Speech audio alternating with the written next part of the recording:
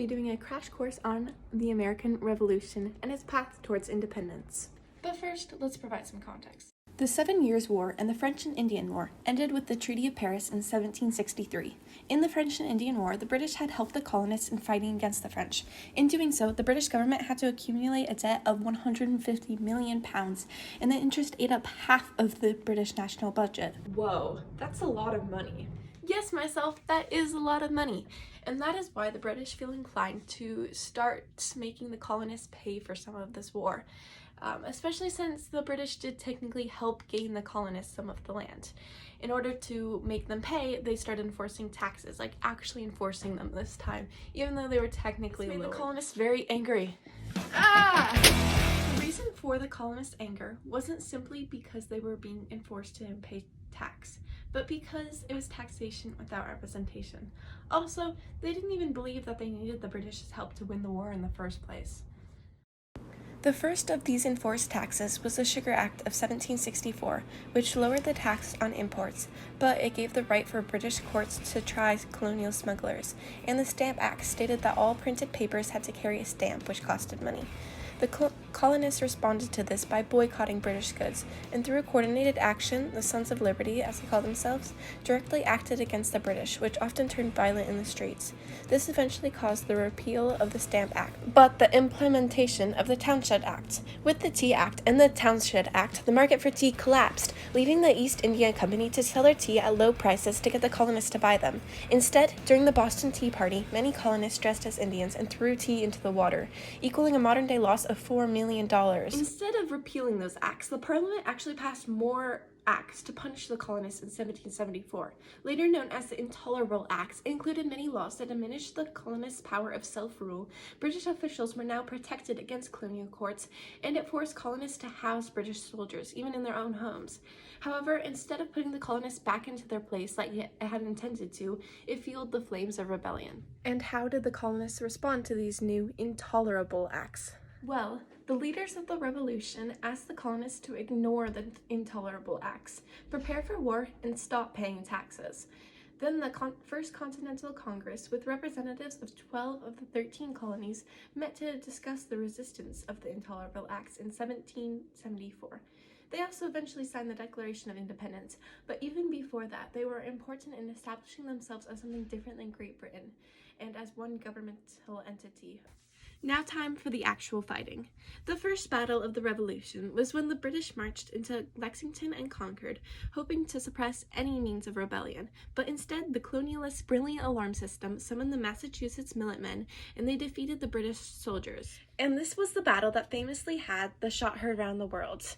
As Schoolhouse Rock puts it, and the shot heard around the world was the start of the revolution. The men were ready on the move. The second significant battle would be 2 months later in July of 1775, and it would be the Battle of Bunker Hill. The colonists were instructed to only shoot once they saw the whites of the enemy's eyes because they were low on bullets, which means they had to shoot to kill. The British did win this battle, but at a great cost. This was one of the bloodiest battles in the Revolution, with 2,200 redcoats killed or seriously injured within 2 hours. The Patriots then only sustained around 400 casualties. Before I continue talking about the battles of the war, I think that it is important to emphasize how not everyone was supportive of it. Only around 40 to 45% of the population were patriots, or people who were supportive of the war. Another 20% were loyalists who were loyal to Britain. Others were more passive about the war. But people who were elites in places like Pennsylvania or New York didn't like that poor people believed that they had a right to have a say in the political process. In January of 1776, Thomas Paine wrote a pamphlet called Common Sense, which convinced a lot of the colonists that the war was necessary by using a lot of rhetoric and writing in a clear and concise way that was easy to understand.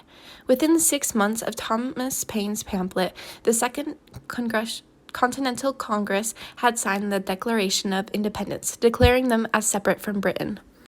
Another significant battle would be the Battle of Trenton, where George Washington had his troops cross over the Delaware River on Christmas morning of 1776 to surprise the British. This was important to raise the morale of the soldiers, as they had just come off a string of losses, but afterwards they did spend a miserable winter in Valley Forge. Even though the Battle of Trenton did increase a lot of soldiers' morale, throughout the war, the soldiers' morale was very low, as rations were low, supplies were low, soldiers went unpaid. This made the soldiers feel like they were underappreciated. It is also important to mention the British main strategy throughout the war. They were trying to capture as many cities as possible and then force the colonies to surrender. The British did do the former. They managed to capture a lot of their cities, including Boston, Charleston, and New York. But all the colonists had to do was to not quit. And it was much harder for the British to try to make the colonies comply under their rule than for the colonies to just not quit. Additionally, the colonies had an easy supply line, home field advantage, effective guerrilla warfare tactics, and help from the French and some help from Spain. It was all those advantages that would help lead the Patriots to victory. It would probably be the Battle of Saratoga that would be the turning point in the war.